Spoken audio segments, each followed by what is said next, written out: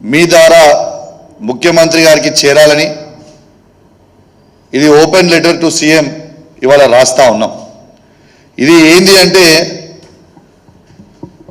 ముఖ్యమంత్రి గారు రేవంత్ రెడ్డి గారు అధికారంలోకి రాగానే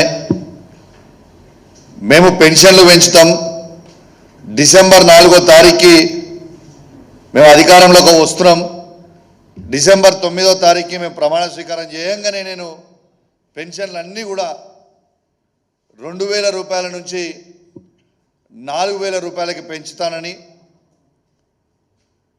వికలాంగుల పెన్షన్ 4000 నుంచి 6000 రూపాయలకి పెంచుతానని ముఖ్యమంత్రి గారు ఇచ్చిన హామీని ఒక్కసారి వారి మేనిఫెస్టోలో చూపిస్తా ఉన్నాను. వచ్చిన మొదటి 100 రోజుల్లోనే డిసెంబర్ నెల నుంచే స్టార్ట్ చేస్తాం, అమలు చేస్తామని చెప్పిన ముఖ్యమంత్రి ఇవాళ ముఖ్యమంత్రి గారు ఆ విషయాన్ని ఇవాళ మర్చిపోవడం అనేది చాలా బాధాకరం అని చెప్పి సందర్భంగా తెలియజేస్తా ఉన్నాను.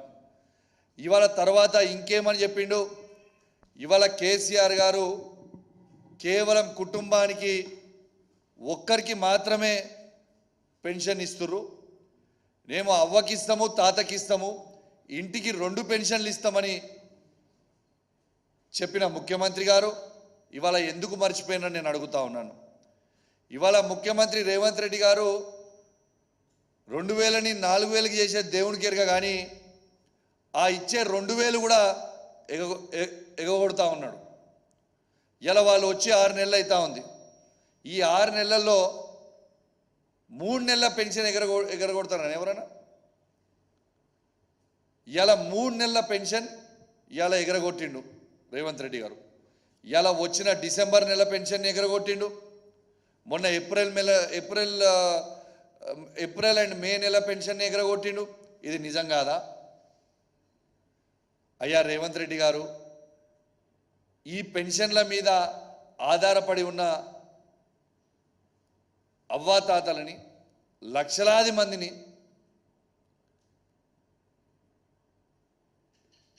బాధ పెట్టడము మీకు న్యాయం అనిపిస్తుందా రేవంత్ రెడ్డి గారు అని నేను అడుగుతా ఉన్నాను.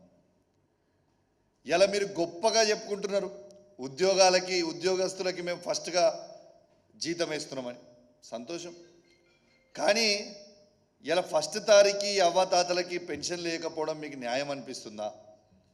ఈ పెన్షన్ల మీద బతికే తాతలు కావచ్చు, అవ్వలు కావచ్చు, వికలాంగులు కావచ్చు, ఒంటరి మహిళలు కావచ్చు,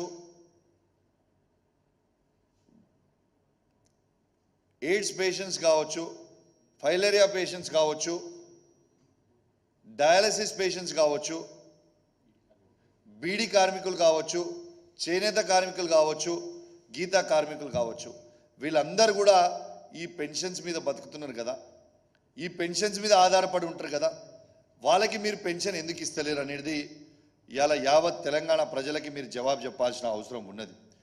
2004 నుంచి మీకు కొన్ని ఉదాహరణలు చెప్తా. కాంగ్రెస్ ఉన్నప్పుడు ఎట్లుండే, కేసీఆర్ గారు ముఖ్యమంత్రి ఉన్న తర్వాత ఈ తాతల అవ్వల కోసం ఎంత చేసినాం అనేది ఇలా స్పష్టంగా మీడియా ద్వారా